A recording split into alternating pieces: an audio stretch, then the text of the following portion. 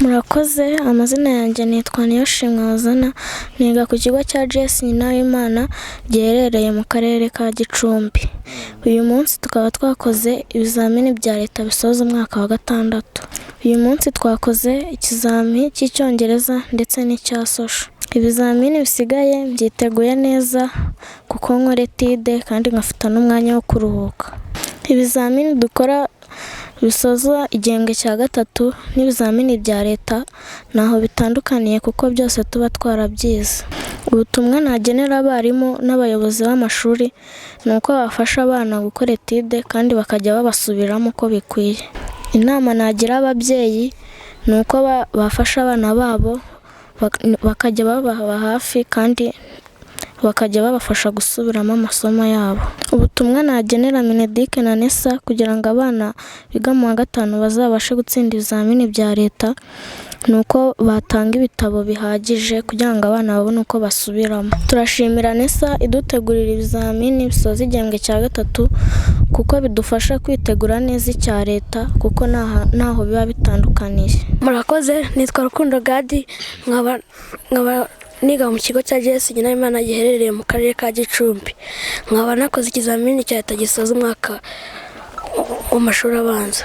Ibizamini bisigaye byiteguye neza cyane, nkaba nakirinda ibindangaza nkakora etide buri uko ngeze mu rugo kose kugira ngo nzabashe kubitsinda neza. Inama nagira abana biga mu wa gatanu bazakora ikizamini cya leta mu mwaka utaha ni uko bakitwara neza, bagatira ibitabo bagasoma kugira ngo bazabashe gutsinda ikizamini cya leta. Ibizamini bya leta n'amaendinite dukora mu gihembwe cya gatatu ntaho bitandukaniye kuko tuba twarabyize kandi byose byateguwe na NESA. Ubutumwa na NESA na Mineduc ni ukubasaba ko bakora ibitabo byinshi bakabyohereza abana bazakora ikizamini cya leta mu mwaka utaha kugira ngo bazabashe gutsinda neza.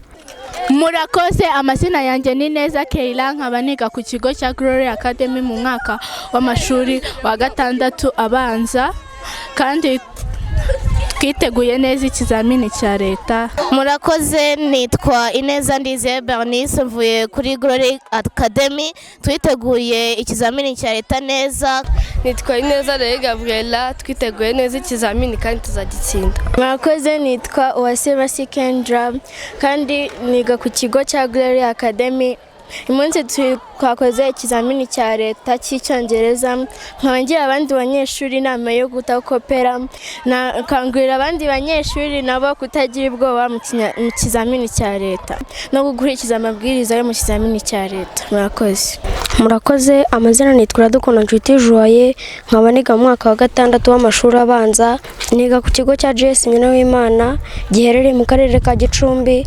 Uyu munsi nkaba nakoze ibizamini bisoza amashuri abanza. Amatesite dukora mu gihembwe cya gatatu n'ikizamini cya leta ntaho bitandukaniye kuko byose batubaza ibyo twize. Muraho neza, amazina yanjye nitwa Mushimimana Benita, nkaba niga ku kigo cya EPA Kigo.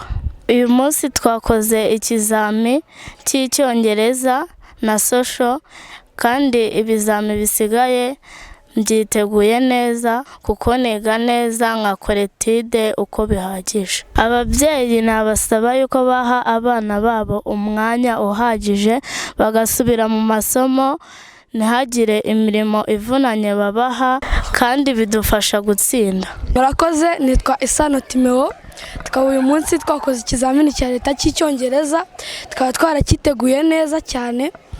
Icyo nagira inama bagenzi banjye yo kudakopera no kwita ku byo bakora, ntibahubuke bagakora ibintu neza. Murakoze, nitwa Mugisha Jayida, tukaba twakoze ikizamini cya English. Nagira inama abanyeshuri bo mu wa gatandatu bo kudakopera no kwiga cyane kugira ngo ibizamini bikurikira tubitsinde neza. Murakoze. Nitwa Eliza Kamana Amanda, ndi gukora ikizamini cya leta gisoza amashuri abanza. Nagira inama abanyeshuri bo mu wa gatanu kwiga neza, kwandika neza, kudakopera. Nitwa Gatesi Ketia, nkaba niga kuri Fruits of Hope Academy. Ubu ngubu turi gukora icya leta, uyu ni umunsi wa kabiri. nagira abana bato kuri njyewe inama yo kudakopera, kudapanika, nibyo baba bahora babona mu ma classes yabo, kudasiribanga, kwandika neza ndetse no kwiga cyane kugira ngo bazabone ama boarding bifuza. Murakoze.